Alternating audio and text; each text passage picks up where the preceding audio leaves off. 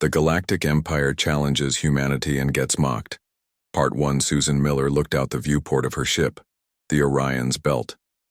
The stars shined against the black of space as Jupiter loomed large in the background.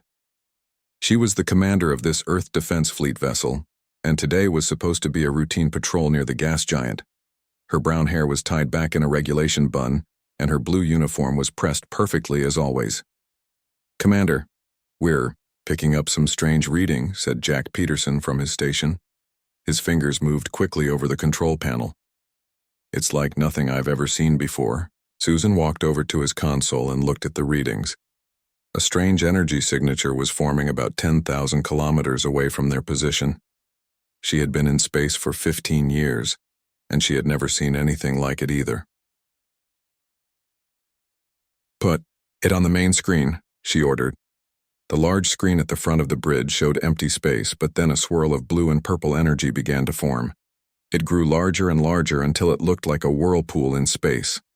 The crew watched, in silent amazement. "Send a message to Earth Command. Tell them we have a possible first contact situation," Susan said, her voice calm despite her racing heart. Suddenly, a massive ship emerged from the swirling energy. It was enormous, nearly the size of Earth's moon. The alien vessel was smooth and purple, with strange symbols etched into its hull. It moved with grace despite its enormous size, coming to a stop about 5,000 kilometers from the Orion's belt. "They're hailing us," said Maria Kent, the communications officer. Her eyes were wide with shock. "Put it through," Susan replied, straightening her uniform. The screen changed to show a tall, purple-skinned being. It had 4 eyes arranged in a diamond pattern and no visible nose. Its mouth was a thin line, and it wore ornate golden armor that shimmered in the light. "Humans of Earth," the alien said in perfect English, which surprised everyone on the bridge. "I am Vexgor, emissary of Emperor Zaxkrill of the Galactic Hegemony. We rule over 12,000 star systems. Your primitive species has been noticed by our scouts, and the Emperor wishes to evaluate you for potential membership in our glorious empire." Susan kept her face neutral, though she noticed the condescending tone in the alien's voice. "This is Commander Susan Miller of the Earth Defense Fleet. We welcome peaceful contact with your civilization." The alien made a sound that might have been a laugh. "Peace is earned, human. The Emperor does not waste time with species that cannot prove their worth. We will speak with your world leaders in 1 Earth hour. Prepare them." The screen went black. "Well, that was rude," Jack said, breaking the silence on the bridge. Earth was thrown into controlled chaos. The president called an emergency meeting of the United Nations. News channels around the world broke the story of humanity's first contact with an alien civilization. Streets filled with people looking up at the sky, though the alien ship was still too far away to be seen without a telescope. Alan Wright was having breakfast when he got the call. He was Earth's most experienced diplomat, having solved conflicts in some of the world's most troubled regions. At 55, his hair had gone mostly gray, but his mind was as sharp as ever. He never expected to be called to represent humanity to aliens, but he packed his best suit and was on a transport to the United Nations building within 30 minutes. 1 hour after the initial contact, the massive alien ship appeared in Earth's orbit, visible to the naked eye, and causing both wonder and fear across the planet.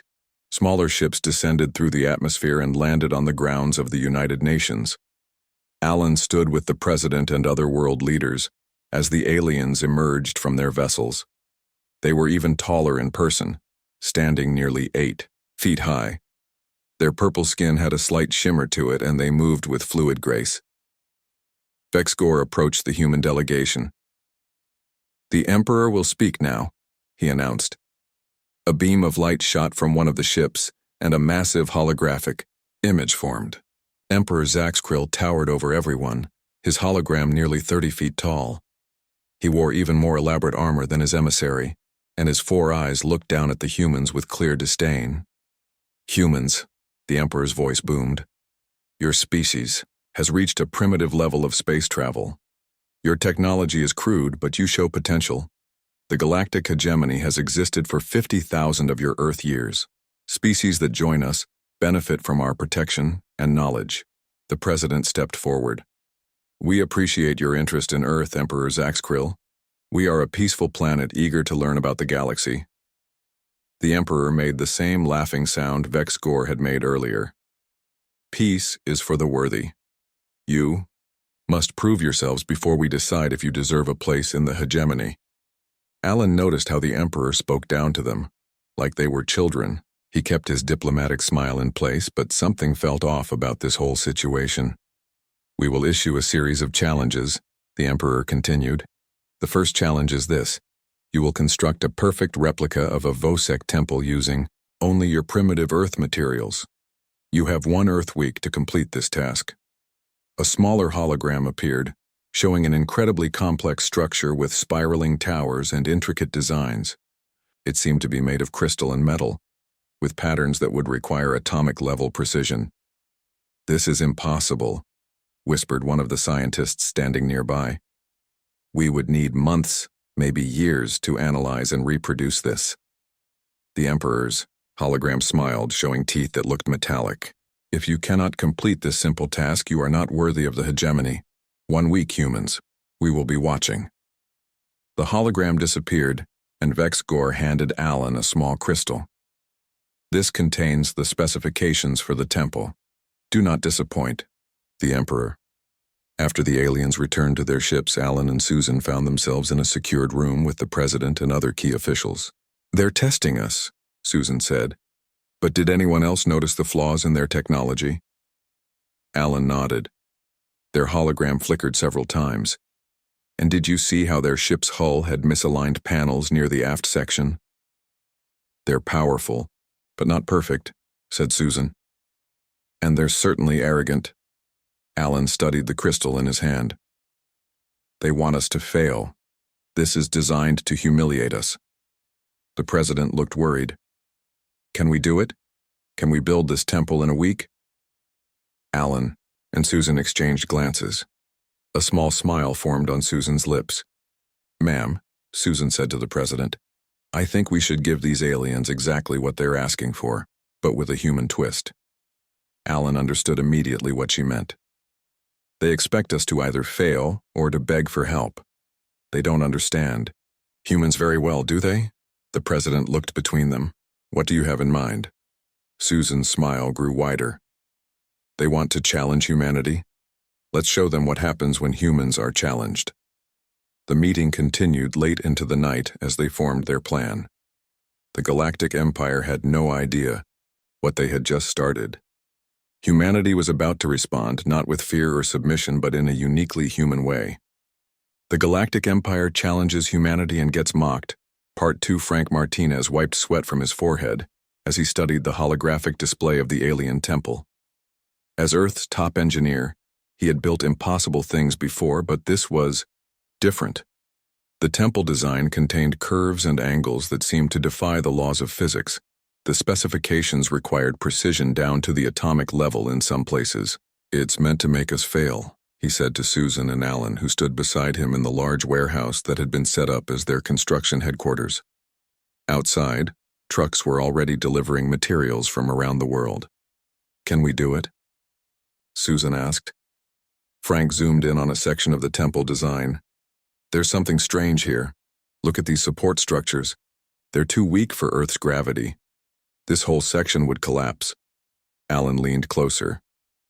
Are you saying there are flaws in their design? Not just flaws, Frank said, his eyes lighting up with understanding. This temple was designed for a planet with about 70% of Earth's gravity. If we built it exactly to their specifications, it would fall apart. Susan smiled. So they're setting us up to fail. But we won't, Frank said. He pointed to another section of the design. And look here, the crystal formations they want us to create? We actually have better manufacturing methods for this. Our precision cutting techniques could make these structures stronger than what they're asking for. Can you build it in time? Alan asked. Frank nodded slowly. Yes, but I'll need teams working around the clock, and I'll need permission to make some improvements to their design.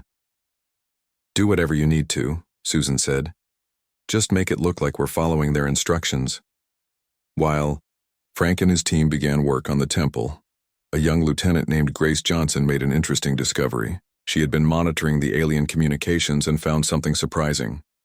"Commander, you need to see this," Grace said when Susan visited the communications center.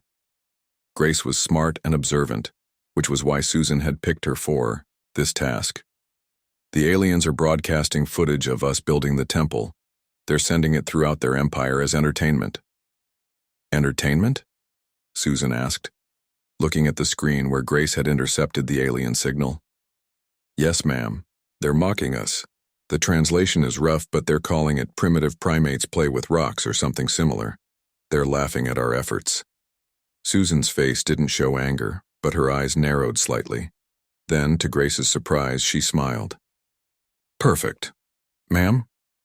Grace looked confused. "Get me Alan Wright and Frank Martinez. I have an idea." An hour later, Susan explained her plan to Alan and Frank. "If they want a show, let's give them one." Frank looked uncertain.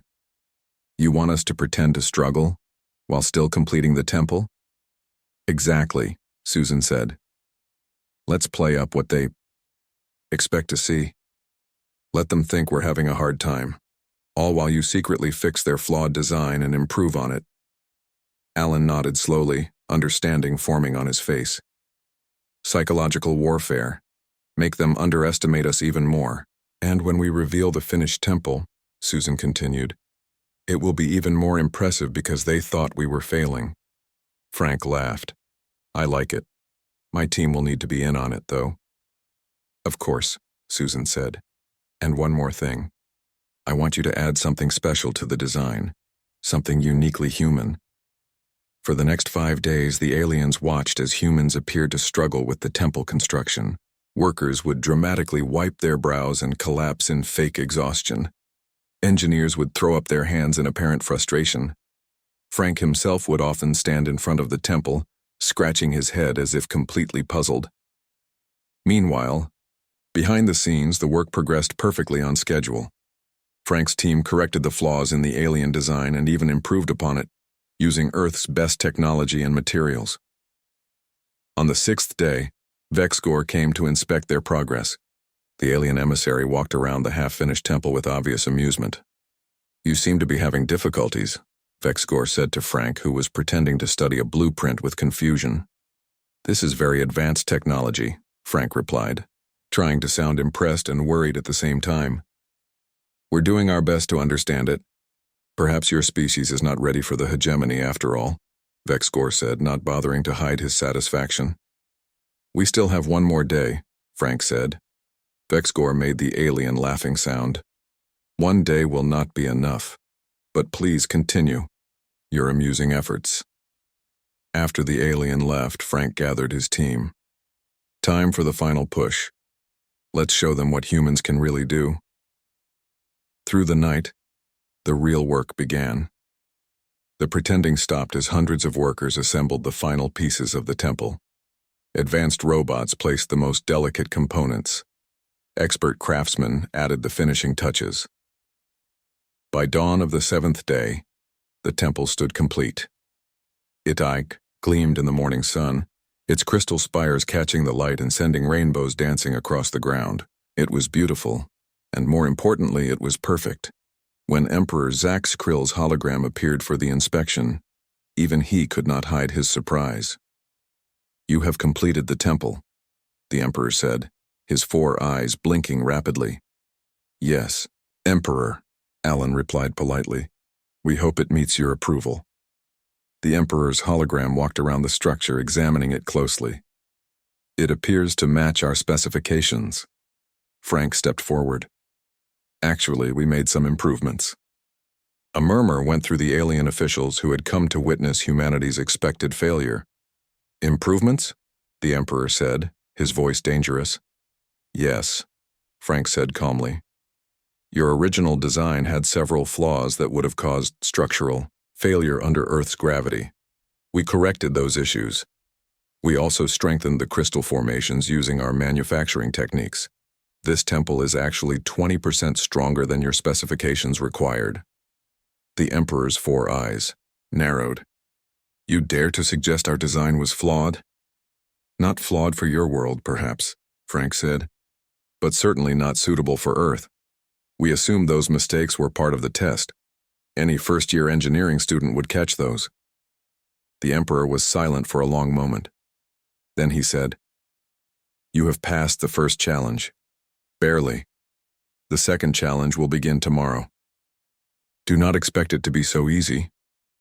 After the aliens left, Susan approached Frank. "Did you add that special touch I asked for?" Frank grinned and handed her a small remote control. "Press the button when the sun sets." That evening, as darkness fell, Susan pressed the button. Hidden lights activated inside the temple, illuminating it from within. But that wasn't all. When viewed from above, a pattern became visible.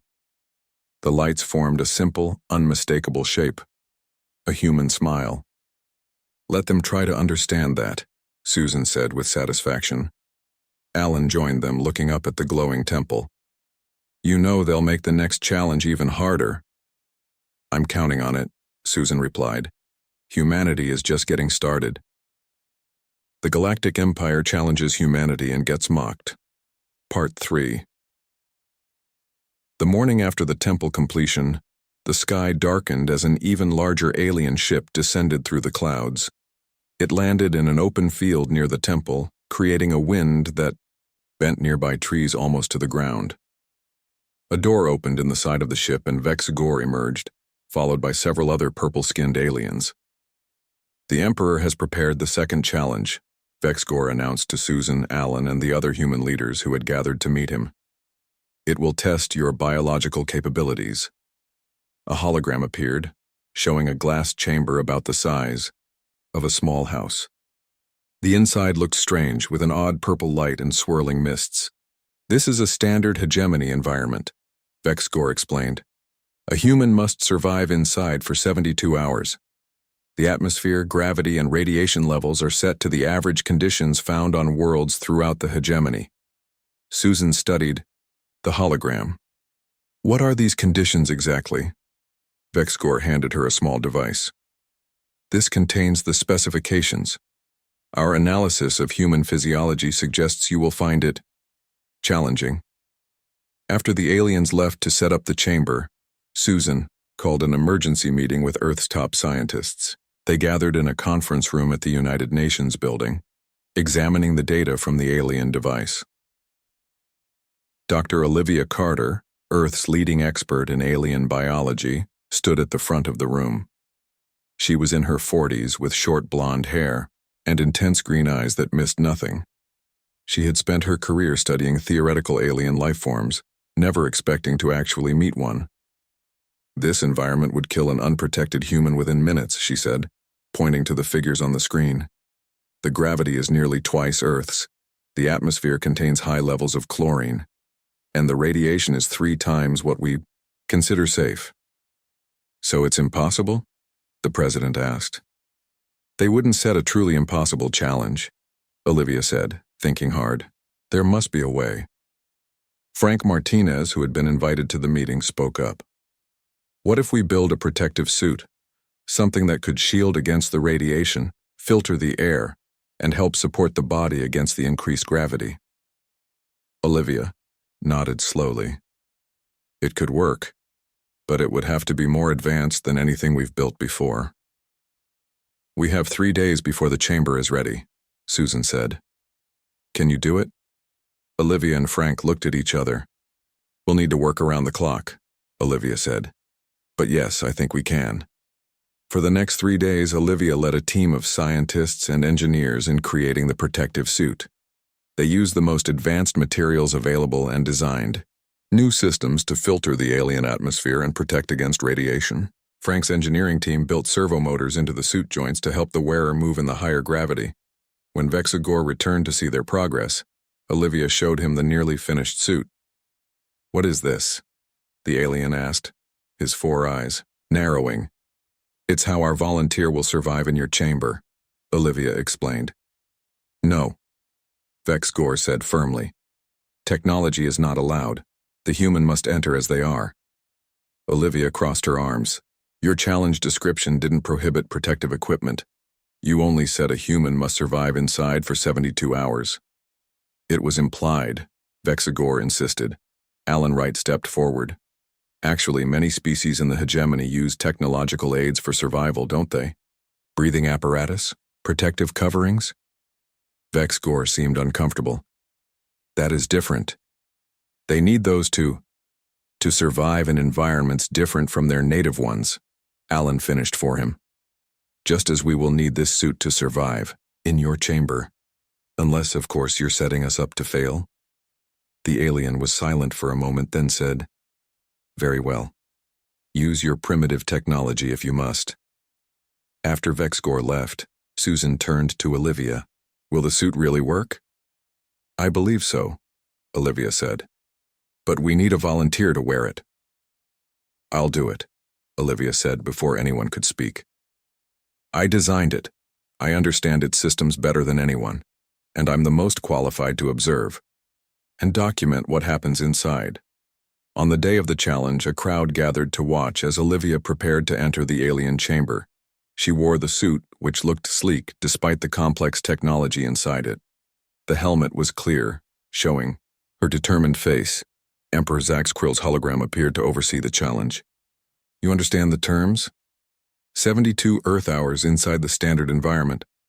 No outside help or communication. I understand, Olivia said, her voice slightly muffled by the helmet. Then begin, the Emperor said, not bothering to hide his anticipation of her failure. Olivia walked to the chamber, the servo motors in her suit whirring softly. The door opened, releasing a cloud of purplish mist. She took a deep breath, then stepped inside. The door closed behind her. Inside, Olivia immediately felt the increased gravity pulling at her. The suit's motors adjusted, helping her stand upright. The air was filtered through the suit's systems, and a shield of energy around her body blocked most of the radiation. What the aliens didn't know was that her suit contained more than just protective systems. Olivia had added sensors and sample collection tools. If she had to spend 3 days in this alien environment, she was going to learn everything she could about it. Outside, the aliens watched monitors showing Olivia's vital signs, clearly expecting them to fail. But hour after hour, she remained stable. She moved around the chamber, examining the strange plants that had been placed inside, even taking small samples when the aliens weren't looking. On the second day, Vexigor approached Susan and Alan, who were monitoring the situation. Your scientist appears to be doing well, the alien admitted grudgingly. Yes, she is, Susan agreed. But this isn't the most impressive thing humans have done in terms of surviving in hostile environments. What do you mean? Vexigor asked. We've been terraforming Mars for decades, Alan explained casually. Changing an entire planet's environment to suit our needs. Vexigor's 4 eyes blinked rapidly, and what they had learned was a sign of shock. Terraforming? Your species changes planets? Susan nodded as if this was nothing special. It's a long process, but we've made significant progress. Mars has a breathable atmosphere in some areas now. The alien said nothing more, but they could tell he was disturbed by this information. By the 3rd day, the Emperor himself came to observe. Olivia was not just surviving, but thriving. She had set up a small work area in one corner of the chamber where she conducted experiments on the alien plants. When the 72 hours were finally complete, the chamber door opened, and Olivia walked out on her own power. She removed her helmet, her face slightly pale but otherwise healthy. The human has survived, the Emperor acknowledged, unable to hide his surprise. But survival alone is not impressive, Olivia smiled. I didn't just survive, Emperor, I studied. She held up a small container. I've identified 3 compounds in your standard environment that have potential medical applications for humans. We could synthesize new medicines from these. The Emperor was silent for a long moment. Then he said, The 3rd challenge will begin tomorrow. It will test your cultural development. As the aliens left, Olivia turned to Susan and Alan. They're getting worried, aren't they? Susan smiled. Yes, I think they are. They expected primitive apes, but they're getting something very different. What do you think the next challenge will be? Alan asked. Whatever it is, Susan said, we'll be ready. The Galactic Empire challenges humanity and gets mocked, Part 4. The next morning, a small purple ship landed near the United Nations building. A new alien stepped out, different from the others they had met. This one was shorter, with lighter purple skin and 6 eyes instead of 4. It wore colorful robes with symbols that seemed to shimmer and change as it moved. I am Diplomat Kretal, the alien announced to the waiting humans.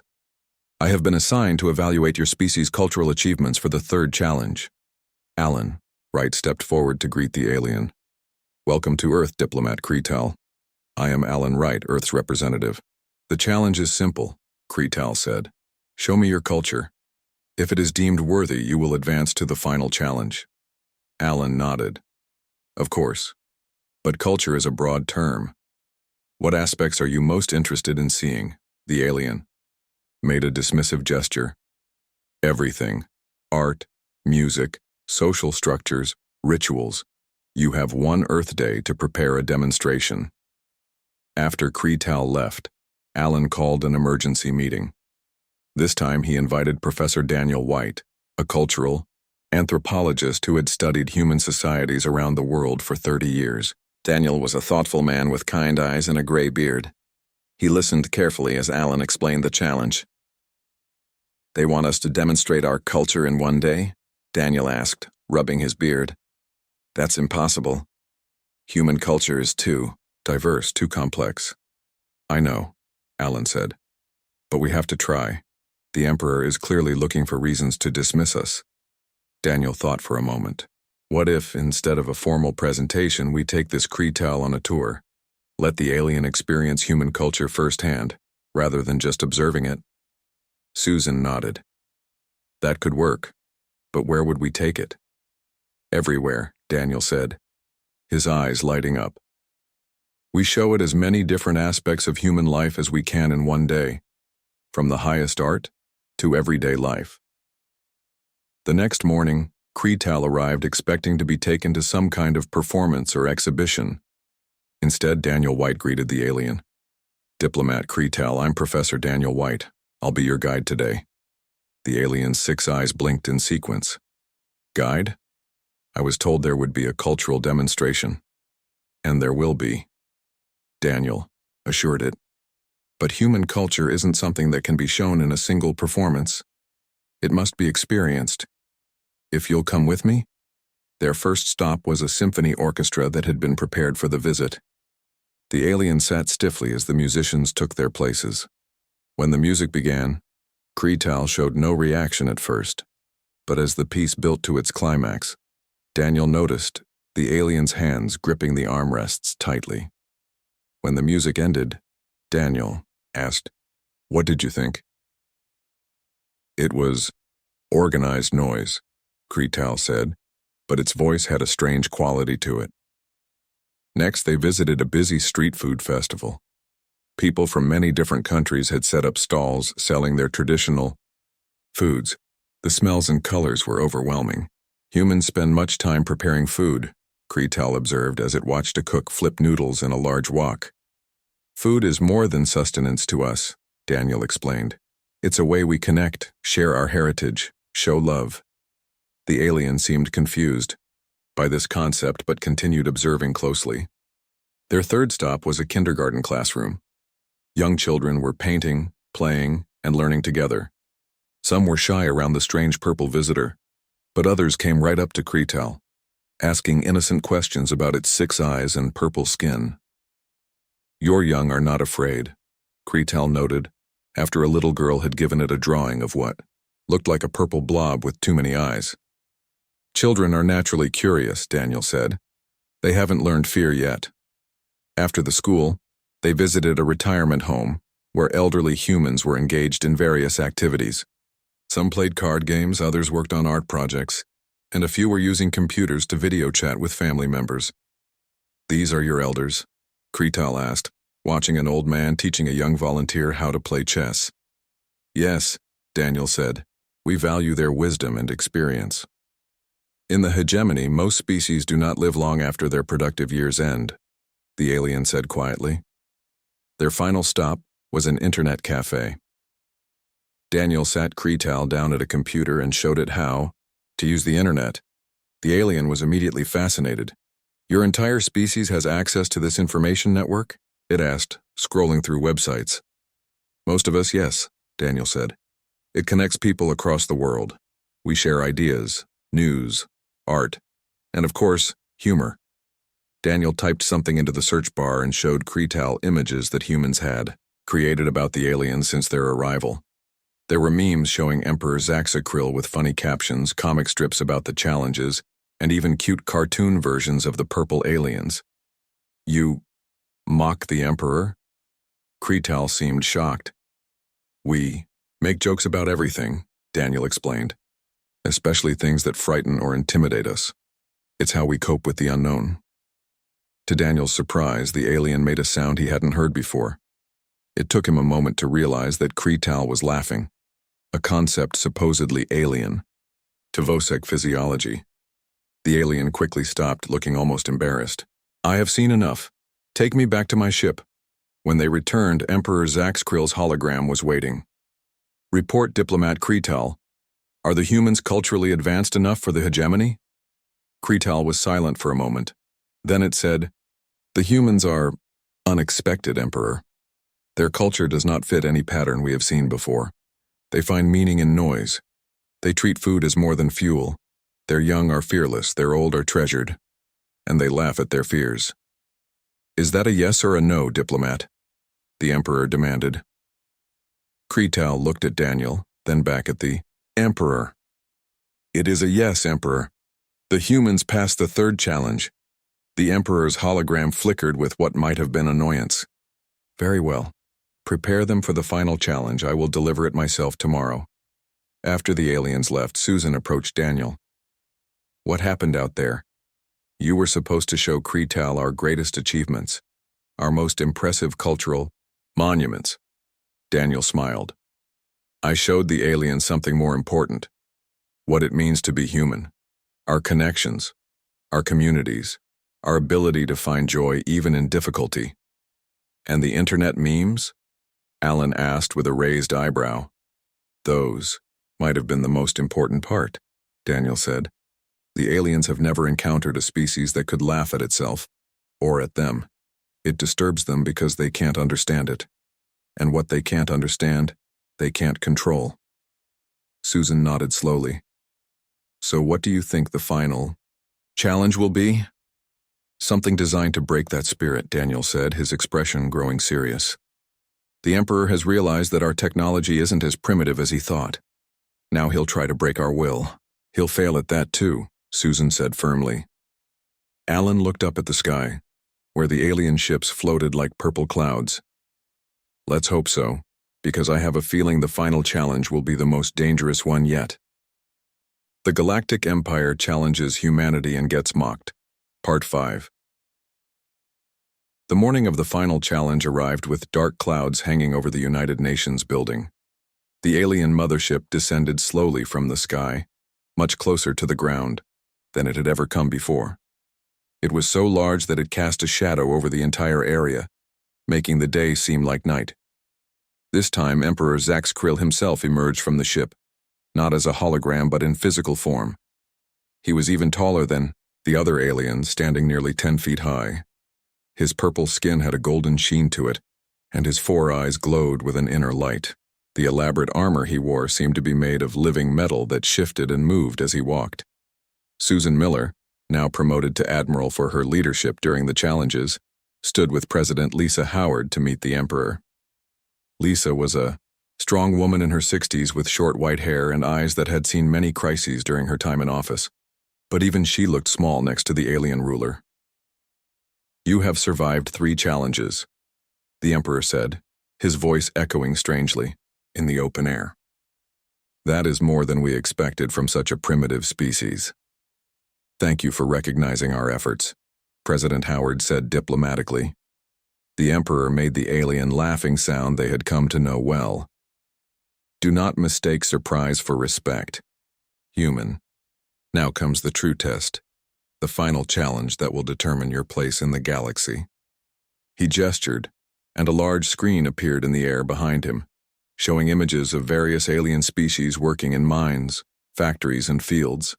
They all wore similar uniforms with the symbol of the hegemony on them. The hegemony requires resources and labor, the Emperor continued. Your final challenge is simple. 50% of your population will be selected to serve the hegemony as workers. In return, your planet will receive protection and limited access to our technology. A shocked silence fell over the gathered humans. That's not a challenge, Admiral Miller said, breaking the silence. That's slavery. It is service, the Emperor corrected. All member species contribute to the hegemony. 50% of our population? President Howard asked, her voice steady despite her shock. That would be nearly 4 billion people. Yes, the Emperor said simply. You have 1 Earth hour to agree to the terms or face destruction. Your primitive weapons cannot harm our ships.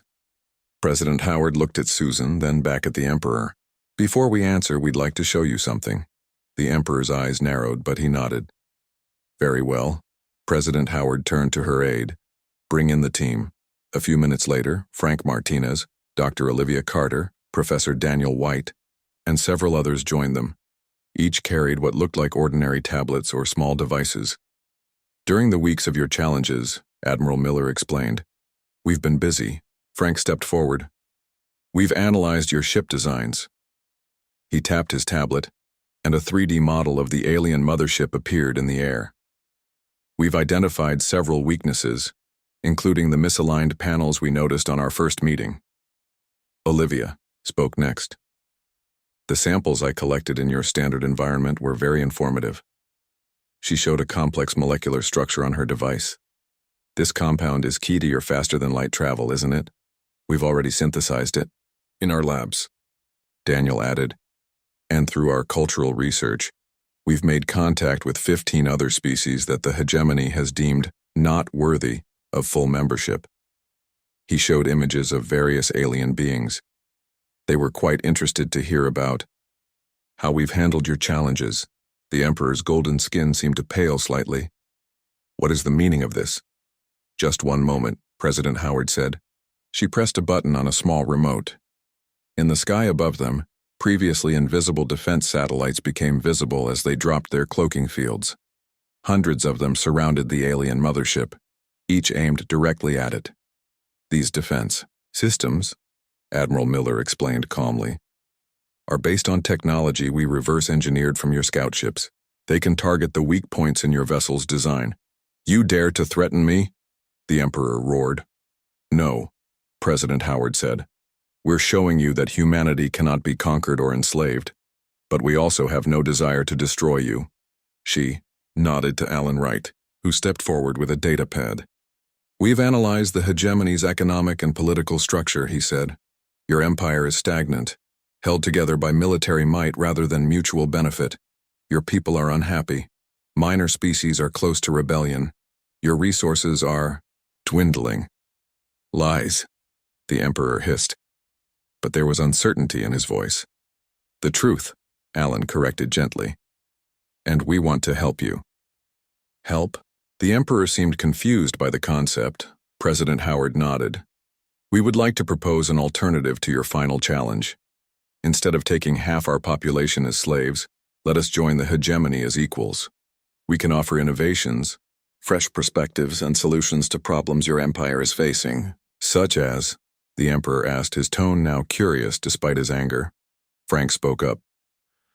Your ship's designs haven't changed in centuries. We've already found ways to improve their efficiency by 30%. Olivia added, your medical technology focuses on extending life but not its quality. We can help with that.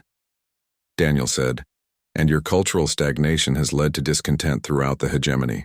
Humans know a lot about cultural exchange and growth. President Howard stepped closer to the Emperor, looking up at his towering form without fear.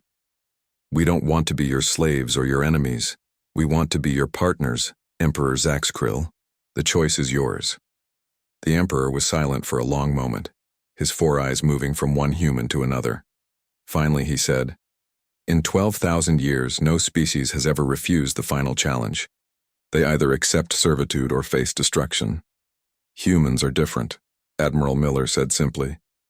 Yes, the Emperor agreed slowly. You are. He seemed to come to a decision. I will consider your counteroffer. Return to your ships, he ordered his guards. I will speak with these humans alone. After his guards left, the Emperor's formal manner changed.